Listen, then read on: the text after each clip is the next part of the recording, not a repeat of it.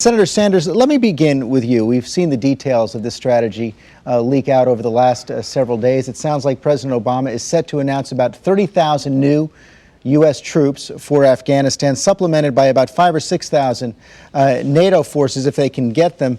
That appears to give General McChrystal most of what he asked for. Can you support it?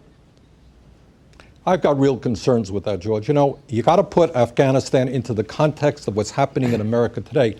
And what's happening now is not only a $12 trillion national debt, we're in the midst of the worst economic recession since the Great Depression of the 1930s. The middle class is collapsing. The gap between the rich and the poor is growing wider.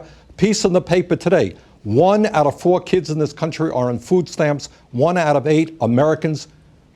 And when we go Christmas shopping, we're going to be buying our products from China, who are lending us money to fight the war in Afghanistan.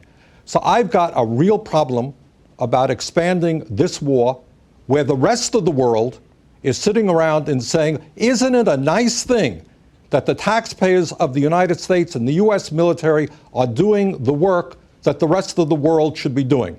So what I want to see is some real international cooperation, not just from Europe, but from Russia and from China, because what happens in Afghanistan impacts what happens in Pakistan. That is enormously important. The world should be involved. But you know the Russians aren't going to be going back into Afghanistan, so does that mean you're not going to support this?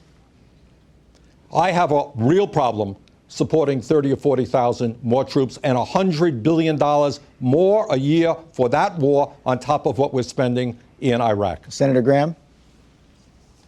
Well, I'd like to hear the details from the president Tuesday, but I would support an increase in troops for the reasons that Bernie just kind of indicated about Pakistan. The whole world is watching what we're doing there. The Iranians are threatening to withdraw from talks regarding their nuclear program, and we'll be evaluated by some pretty tough characters in the world as to how we handle Afghanistan. This is not just any place on the planet. This is the place where the Taliban took control after the Russians left, aligned themselves with al-Qaeda, and attacked this nation and killed 3,000 Americans. And I hope the president will tell the world, our troops, and anybody listening Tuesday, that will never happen again. With this new surge of forces, Taliban will never take back over Afghanistan. We're going to put measurements and benchmarks on the Afghan government, but we're going to have the troops in Afghanistan to win the conflict. I hope he says that in any uncertain terms.